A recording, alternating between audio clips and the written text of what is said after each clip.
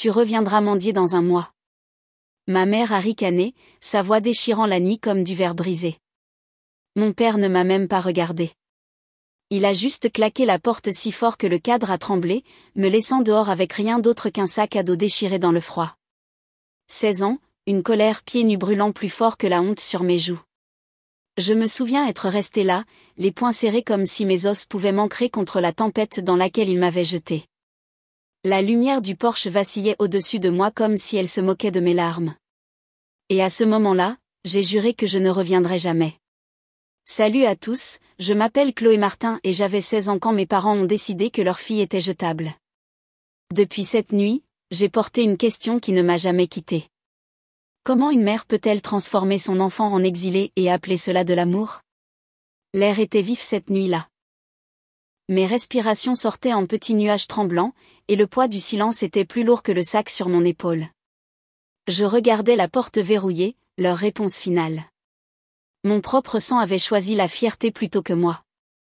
J'avais envie de crier, de griffer le bois jusqu'à ce qu'il se brise sous mes ongles. Au lieu de cela, j'ai ravalé le feu.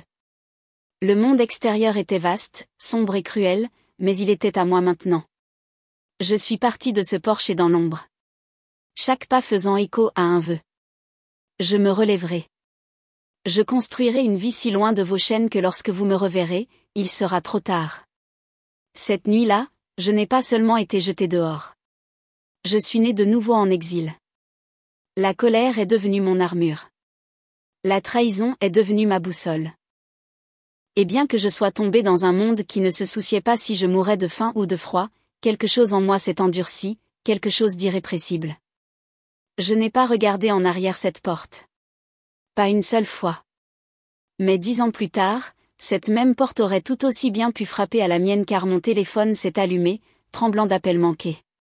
Leurs noms clignotant sur l'écran comme des fantômes. Cette fois, ce sont eux qui me suppliaient de répondre. Et oh, je ne peux même pas vous dire à quel point le silence peut être satisfaisant. La première nuit, j'ai dormi sur un banc de parc, les lattes de bois me mordaient le dos, et le lampadaire au-dessus de moi fredonnait comme une berceuse cruelle. Chaque voiture qui passait, chaque craquement de gravier, chaque ombre s'étirant sur l'herbe me serrait la poitrine. 16 ans et sans abri, j'aurais dû avoir peur. Mais la peur était un luxe que je ne pouvais pas me permettre. Ce que je ressentais, c'était de la rage, fondue et brute, se déversant dans mes veines à chaque battement de cœur. Au matin, mon estomac grognait plus fort que les bus parisiens. Je me souviens d'avoir pressé ma main contre lui, murmurant « Cela ne me tuera pas. Pas ce soir. Jamais. » J'ai trouvé un foyer à 2 pâtés de maison.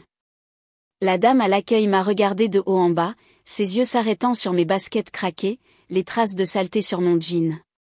Elle n'a pas demandé pourquoi j'étais seule. Elle m'a juste glissé une couverture. Et dans ce petit geste, j'ai appris que des étrangers pouvaient montrer plus de gentillesse que mon propre sang. Les jours se sont estompés en semaines. Je faisais la plonge dans un restaurant routier pour des pourboires. Mes cheveux attachés avec un élastique que j'avais trouvé dans la rue. Mes camarades de lycée allaient au bal de promo en robe et en smoking pendant que je me tenais derrière un comptoir à compter des pièces collantes de sirop. Mais à chaque assiette que je frottais, je répétais un mantra silencieux, ce n'est pas ma faim. C'est mon terrain d'entraînement. J'ai dévoré des livres à la bibliothèque comme des repas. Finance, droit, commerce, des sujets dont personne n'aurait pensé qu'une fugueuse se soucierait. Je m'en souciais. Je m'en souciais parce que la connaissance était mon arme. Et chaque page tournée était une balle dans la chambre. Mes mains se sont fendues à cause du savon. Mon dos me faisait mal à force de rester penché sur les éviers. Mais j'ai tenu bon. Je ne m'en dirai pas. Pas eux. Jamais. Il y avait des nuits où je restais éveillé au foyer, écoutant les ronflements et les toux autour de moi, l'air épais de désespoir. Et je me murmurais, un jour, ils me verront. Un jour, ils regretteront la nuit où ils ont claqué cette porte. Et voici ce qu'il en est de la fin. Elle ne rend pas seulement vos côtes visibles. Elle rend votre ambition impitoyable. Car pendant qu'ils pensaient me briser, je m'affûtais en silence. Étage 10 ans plus tard, quand leurs appels ont rempli mon téléphone comme une sirène, je n'ai pas pu m'empêcher de sourire. La tempête qu'ils avaient déchaînée était enfin revenue. La première vraie opportunité s'est présentée quand j'avais 18 ans, essuyant les tables de ce même restaurant routier. Un homme en costume bleu marine m'a regardé travailler. Le genre d'homme dont les chaussures claquaient sur le carrelage au lieu de grincer comme les miennes. Quand la foule du déjeuner s'est éclaircie, il a glissé une carte de visite sur le comptoir avec son café intact. « Vous avez du cran », a-t-il dit simplement. La plupart des jeunes de votre âge auraient abandonné maintenant. Si vous voulez un jour quelque chose de plus grand, appelez-moi. Je ne lui faisais pas confiance. Pourquoi aurais-je dû ? Les hommes en costume ne tendaient pas de bouées de sauvetage aux filles aux manches effilochées et aux cahiers de supermarché. Mais cette nuit-là, sous le bourdonnement d'une ampoule fluorescente cassée du foyer, j'ai retourné la carte encore et encore dans ma main. Son nom était gravé en or. Étienne Dubois. Quelque chose en moi a murmuré, et si c'était ça ? Et si c'était la porte que tu attendais de défoncer ? J'ai appelé. Et cet appel est devenu un rendez-vous. Ce rendez-vous est devenu un stage. Ce stage, mon champ de bataille. J'ai travaillé plus dur que quiconque. Les cafés se sont transformés en tableurs. Les tableurs se sont transformés en sessions de stratégie nocturne où je posais des questions que personne n'attendait d'une enfant de la rue. Étienne l'a vu. Il ne m'a pas vu comme un déchet, pas comme une fugueuse, mais comme quelqu'un qui refusait de rester brisé. À 21 ans, je gagnais plus que mes deux parents réunis. À 23 ans, j'avais mon propre appartement surplombant les toits de la ville avec des baies vitrées qui me rappelaient quotidiennement, voilà à quoi ressemble la survie quand on refuse de ramper. Mais le succès n'est pas silencieux. La nouvelle s'est répandue. De vieux amis du lycée sont apparus dans ma boîte de réception, se souvenant soudainement de mon nom. Mes parents, ils sont restés silencieux pendant des années jusqu'à la nuit où mon entreprise a conclu sa plus grosse affaire. La nuit où je suis montée sur scène, les flashs des appareils photo, les journalistes criant des questions. Mon téléphone a vibré. D'abord un appel, puis 5, puis une douzaine. Tous provenant de numéros que j'avais autrefois effacés de ma vie. Morte. Maison. Ils n'avaient pas prononcé mon nom depuis une décennie. Mais maintenant, soudainement, je valais la peine d'être appelé. J'ai laissé le téléphone sonner, le son vibrant contre la table en verre comme un fantôme qui frappe. Et dans ce silence, j'ai réalisé quelque chose de profond. Je n'étais plus l'enfant perdu. J'étais maintenant la tempête devant leur porte. Les appels n'ont pas cessé. Ils se sont multipliés. Matin, midi, minuit. Mon téléphone s'est allumé avec leurs noms comme des alarmes que je n'avais jamais réglées. Au début, je les ai mis en silencieux. Ensuite, je les ai bloqués, mais de nouveaux numéros continuaient de passer. Chaque message vocal dégoulinant d'un désespoir que je n'avais jamais entendu quand j'avais 16 ans. Maman de Chloé, nous avons juste besoin de parler. S'il te plaît, ma chérie, c'est ton père. Les choses sont compliquées. Nous pourrions avoir besoin de ton aide. Ne nous ignore pas. La famille, c'est la famille. La famille, c'est la famille. La même famille qui m'avait jeté à la rue comme des restes avariés. Ma mâchoire se serrait chaque fois que je rejouais cette phrase. Une nuit, j'ai laissé un message vocal se dérouler entièrement. La voix de maman s'est brisée à mi-chemin, non pas de colère cette fois, mais d'autre chose. De peur. Nous avons des problèmes. Ton père, il a perdu la maison. Nous ne savons pas où aller. Tu as si bien réussi, ma chérie. Tu pourrais nous sauver. Les sauver. L'ironie brûlait plus fort que le whisky dans ma gorge. Quand j'avais 16 ans, pieds nus et affamés, ils ne m'ont pas sauvé. Ils ont fermé la porte. Maintenant, ils voulaient que j'ouvre la mienne. Je me tenais à ma fenêtre, les lumières de la ville s'étendant en dessous comme un univers que j'avais créé pour moi-même. Et pendant un instant, j'ai presque ressenti ce vieux lien, l'enfant en moi murmurant, « Ce sont tes parents. » Le sang, c'est le sang. Mais ensuite, je me suis souvenu de l'air nocturne mort dans ma peau. Le bruit de cette porte qui claque. Ma mère ricanant, me disant que je reviendrais mendier. Et soudain, je n'avais plus 16 ans. J'étais la femme qui avait saigné pour sa liberté. Le lendemain matin, je suis entrée dans mon bureau, les murs de verre étincelants, mon assistante me tendant un nouvel emploi du temps. Mon empire bâti à partir de débris qu'ils avaient jetés. Mon silence, la réponse qu'il méritait.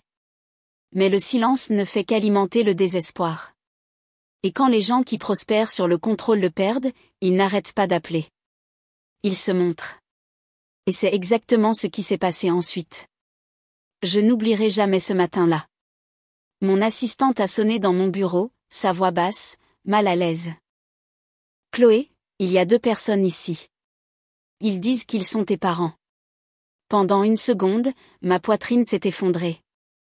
10 ans de silence brisé non pas par un appel cette fois, mais par leurs ombres se tenant juste derrière mes portes vitrées.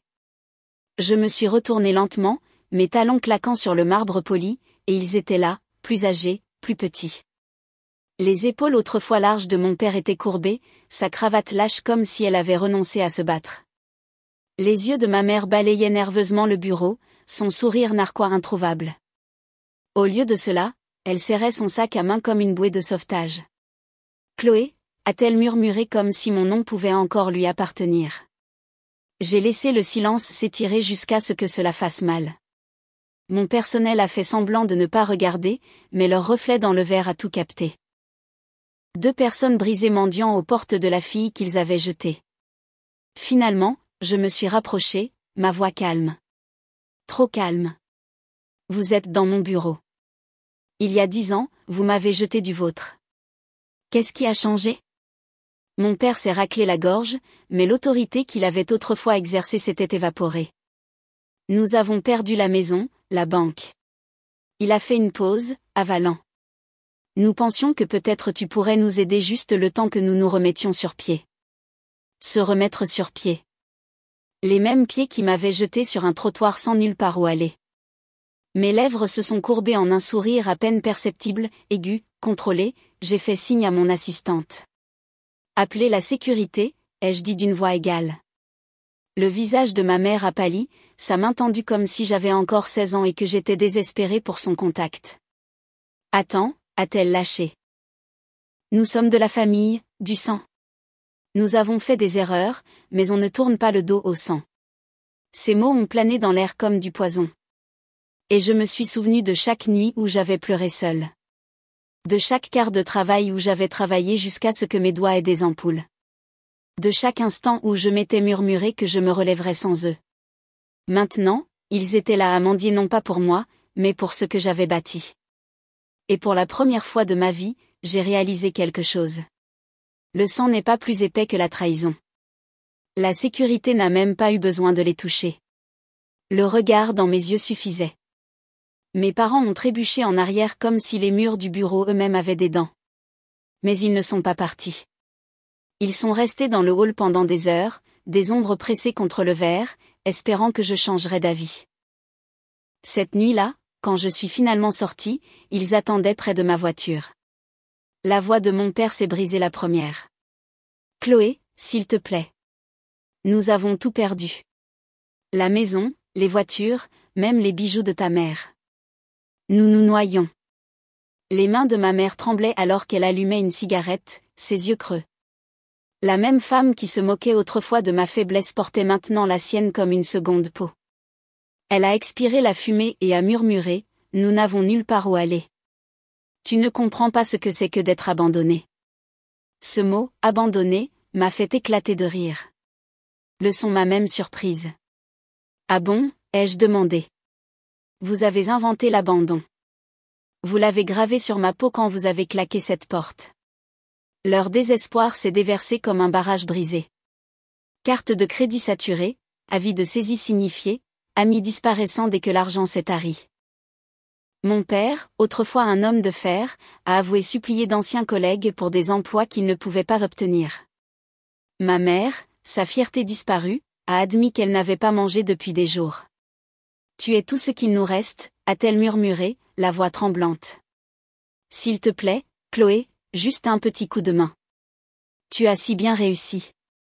Nous sommes fiers de toi. » Fiers ?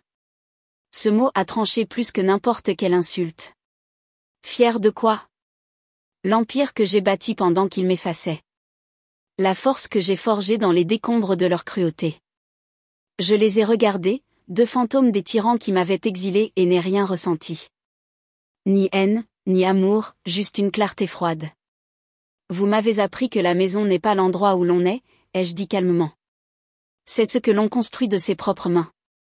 Et j'ai construit la mienne sans vous. Leurs yeux se sont écarquillés, cherchant une fissure dans mon armure, un signe que je pourrais céder, mais il n'y en avait pas. Je me suis tournée, j'ai déverrouillé ma voiture et je me suis glissée à l'intérieur. La vitre nous a séparés comme un mur du temps. Mon père a frappé à la fenêtre une fois, deux fois, sa voix étouffée par la barrière. Ma mère sanglotait, son souffle embuant la vitre. Et tandis que je m'éloignais, les lumières de la ville ont englouti leur silhouette. Mais le désespoir ne meurt pas tranquillement. Il couve. Il chasse.